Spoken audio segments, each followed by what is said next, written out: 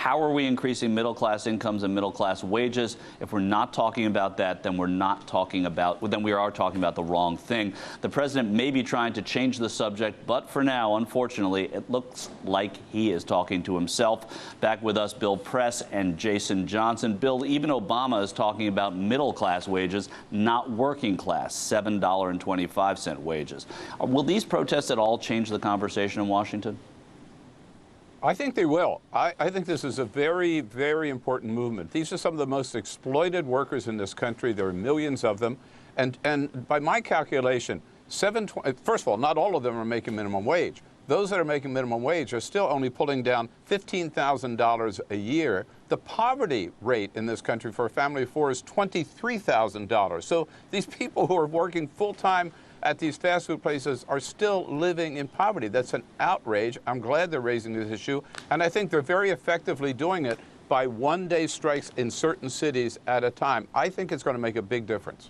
Yeah, I'm glad to hear you say that. I mean, when you look at also what these companies are making, what these fast food companies are making, it is an outrageous sum of money. Jason, you know, going to another company that is not treating workers well, the D.C. City Council tried to institute a $12.50 living wage, and Walmart threatened to pull out of the city. The protesters today are asking for $15 an hour. Is that even possible?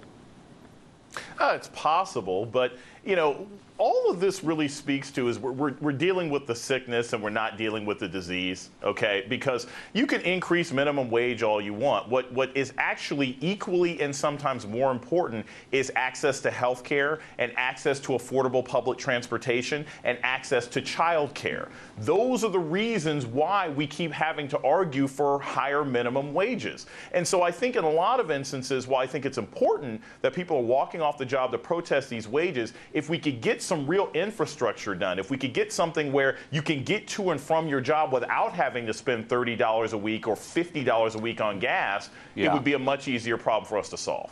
Yeah, I think that's right. I mean, there are other problems that are associated with this. It's certainly a good place to start. Jason, I'm going to stay with you. More protests today. Also, the last Moral Monday in North Carolina, where the NAACP has been leading protests against a tidal wave of right-wing legislation. North Carolina NAACP President William Barber said this on NPR this morning. Pulpits are catching on fire across this state. There is an organizing fervor like we have not seen since the 1960s that is beginning right here in North Carolina. So, Jason, 926 people have been arrested over 12 weeks. Are Moral Mondays having the impact that Barber wants, and is stopping them the right thing? Well, they will eventually, because I think, first off, you have 926 people get arrested. Everybody in the state's going to pay attention. And the reality is these sort of knee-jerk reactions. What you see in North Carolina is actually a microcosm of what you're seeing in America from 2010 on. The Republicans took over Congress in 2010, and we've had 2 straight years of approval ratings for Congress being below 20%. So these people who get elected in this sort of anti-Obama fervor, they wear out their welcome very quickly. And I think Moral Mondays will highlight that. These guys are going to be out of a job in another 2 years. Yeah, well, that's encouraging, and that means they are working. I want to move on to other GOP antics. Bill, the hashtag defund Obamacare has been trending on Twitter lately, but Republicans must know that they can't actually stop Obamacare. So does this make them look foolish, or is this actually in its own weird way working for them? Well, it's insane. It's totally insane. This week, they go off, by the way, they've worked so hard in Washington. You got to feel sorry for them. They're going off for another whole month vacation, having accomplished absolutely nothing in the last 7 months.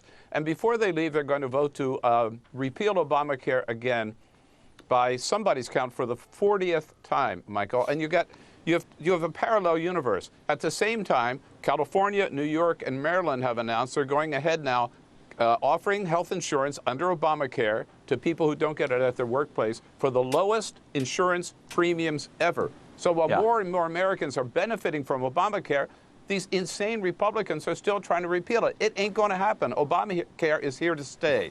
It is the law of the land, and USA Today just said exactly what you said today. I mean, it's cheaper than people expected. I'm going to stay with you for a second, Bill, change gears completely. Violence returned to Egypt this past weekend. The military, which controls the interim government, clashed with protesters supporting recently deposed President Mohamed Morsi. 72 protesters were shot and killed. The Obama administration